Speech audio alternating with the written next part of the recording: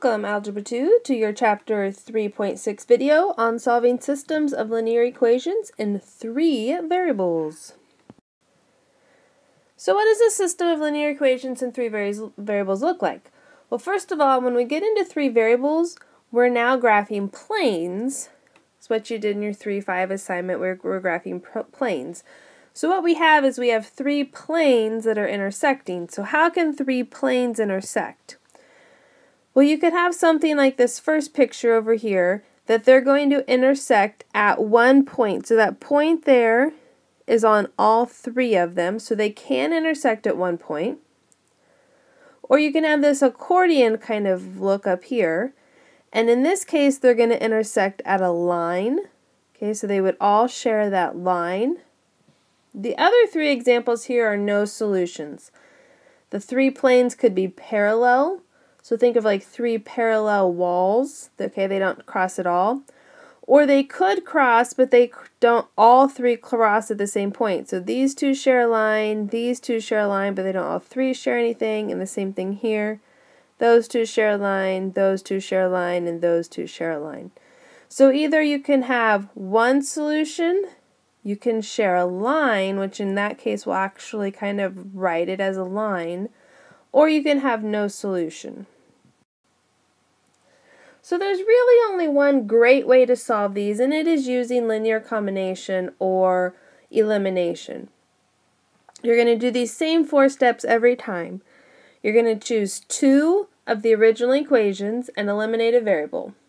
Then you're going to choose a different set of 2 original equations, and you're going to eliminate the same variable. So if you eliminated x to begin with, you have to eliminate x again. Then what you're going to do is you're going to have 2 new equations. You're going to take those 2 new equations and you're going to solve that system, because it's now a system of 2 equations with 2 variables, and you can solve that. So you're going to solve it and get those 2 variables, and you're going to substitute those 2 known values back into one of the originals to get the third.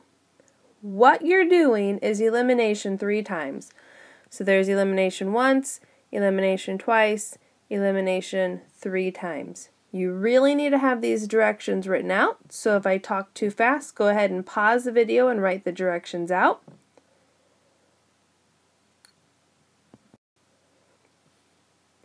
So here's our example.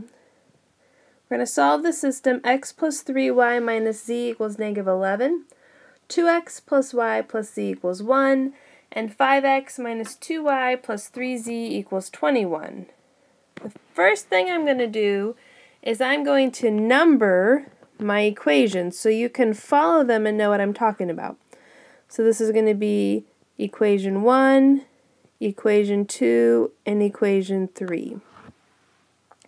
So our first step was to pick 2 original equations and eliminate a variable. And looking over these, I would say the easiest is to pick 1 and 2 and eliminate z. So I'm going to have equation 1, and I'm going to write out equation 1. I'm going to label my equations so you can follow them. And I'm going to have equation 2.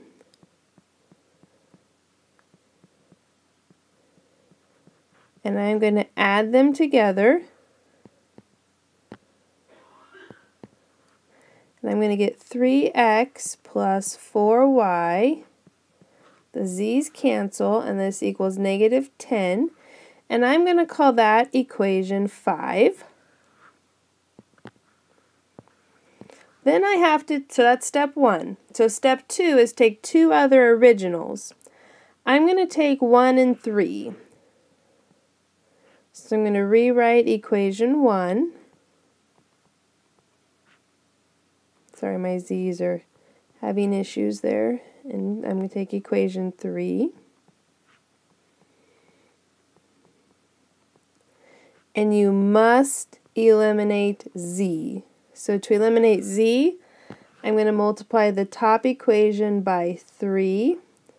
And I'm going to rewrite it. 3x plus 9y minus 3z equals negative 33. I always write the other one below it.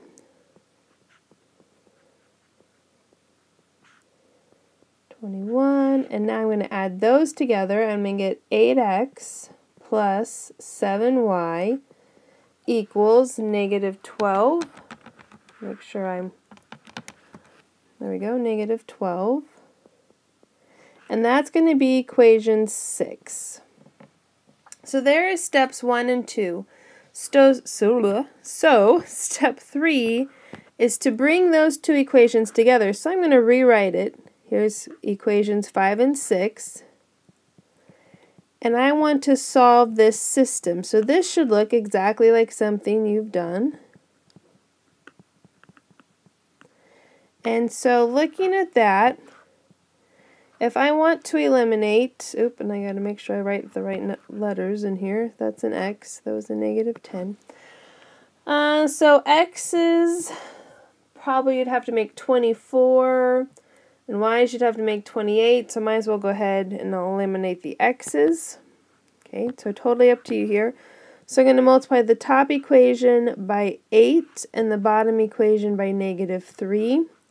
So this is going to be 24x plus 32y equals negative 80. The bottom is going to be negative 24x minus 21y equals positive 36. Add those together. So the x's cancel. 32 minus 21 is going to be 11y equals negative 80 plus 36 is negative 44. I want to divide by 11. I'm going to get y equals negative 4. So there's my first one. Okay. So now you need to go back to either equation 5 or 6 to get x. Right? So if all I have is 1, if I come back over here, if I put that y into any of these, then I still have 2 unknowns. So that doesn't help me.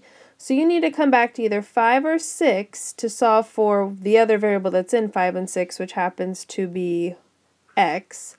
So I'm going to use equation 5. And I'm going to have 3x plus 4 times negative 4 equals negative 10. So 3x minus 16 equals negative 10. I'm going to add the 16 to the other side, so 3x equals 6. Divide by 3, x equals 2. Now you're going to go back to one of the originals, and you're going to solve for your remaining variable, which is going to be z.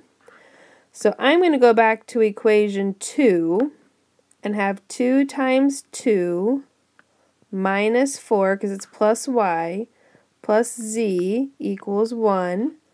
4 minus 4 plus z equals 1. Well, that nicely turns out to be z equals 1.